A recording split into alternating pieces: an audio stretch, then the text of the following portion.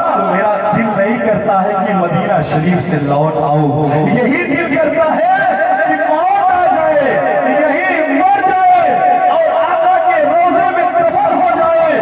تبھی تو کسی شاعر نے کہا تھا سرکار دو جہاں کا روزہ ہو سامنے، یا یوں کہوں کہ کعبے کا کعبہ ہو سامنے، ہمت اگر ہے موت تو آنا اس گھڑی جس وقت میرے گنبد خضرا ہو سامنے، جس وقت میرے گنبد خضرا ہو سامنے۔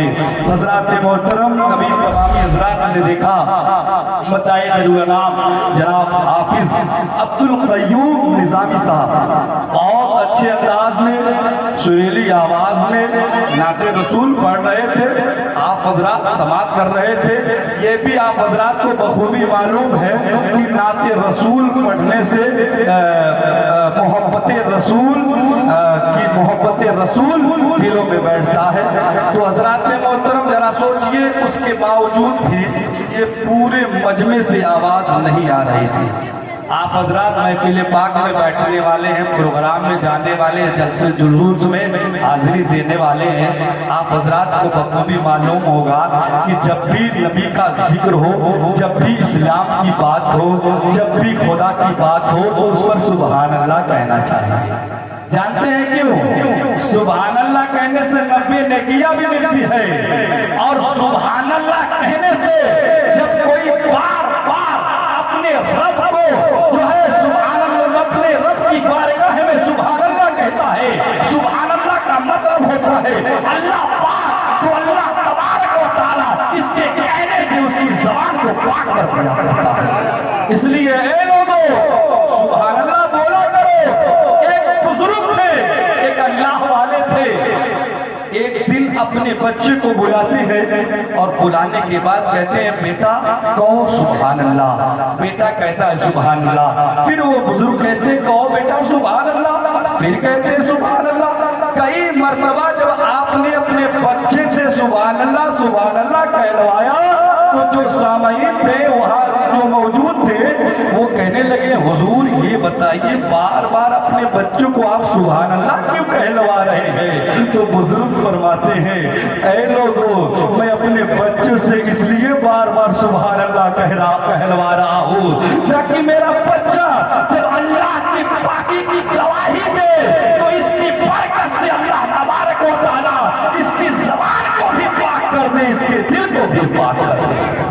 تو حضرات محترم تو آپ مچلے اور کہیں سبحان اللہ تاکہ اللہ نیکیوں میں اضافہ کرے۔ اور جب کوئی نہیں کہتا نا تو میں کہتا ہوں جو بولتے نہیں وہ بیکار لگنے لگتے ہیں، ٹھیک ہو کر کے بھی بیمار لگنے لگتے ہیں۔ اور جناب اپنا تعلق ہے اس مدینے سے جہاں گلاب بھی سردار لگنے لگتے ہیں، جہاں گلاب بھی سردار لگنے لگتے ہیں۔ مجھے یقین ہے آپ میری باتوں کو سمجھ گئے ہوں گے، انشاءاللہ اب سبحان اللہ کہیں گے۔ ایک سے ایک جو ہے خطبہ اور شعرا آپ کی نگاہوں کے سامنے ہے، یہ علماء کرام کا نورانی قافلہ آپ کی نگاہوں کے سامنے ہے جن کی زیارت کر کے اپنے نیکیوں میں آپ حضرات اضافہ کر رہے ہیں۔ آئیے بڑی تیزی کے ساتھ ایک نعت رسول اور ہو جائے تاکہ نعت رسول کی برکت سے ہم سب اپنے دل و دماغ کو بیدار کر لیں، اپنے ذہن کو بیدار کر لیں، اپنے دلوں میں محبت رسول کا چراغ روشن کر لیں۔ تو آئیے ایک اچھی آواز کے مالک کو آپ کی سماعتوں کے حوالے کرنا چاہتا ہوں جو نعت کو نعت کی طرح پڑھتے ہیں، نعت کو عشق رسالت میں ڈوب کر پڑھا کرتے ہیں، نعت کو نبی کی محبت میں چور ہو کر پڑھا کرتے ہیں، جن سے میری مراد مدعا ہے خیرالانام جناب حافظ عطاری نور الحق صاحب قبلہ ہے، بہت ہی اچھی آواز کے مالک ہیں، بہت اچھے قاری ہیں، اس لیے ان کے لیے بہت اچھا نعرہ ہونا چاہیے، بہت اچھا نعرہ ہونا چاہیے۔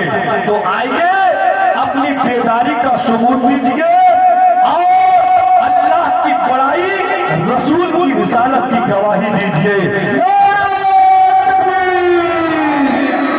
پورے مجمع سے اگر آواز آ جائے نا تو ایمان مچل جائے گا، ایمان مچل جائے گا۔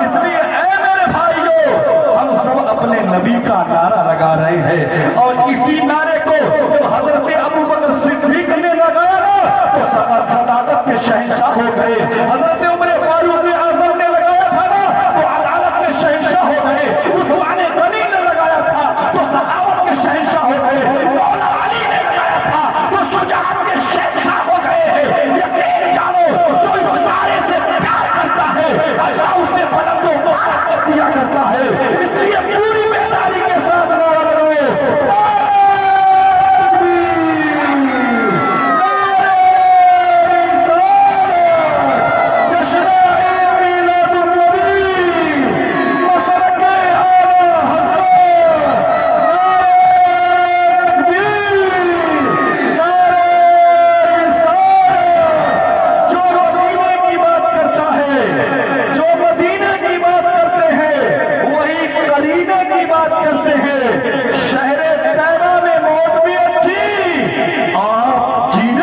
کرتے ہیں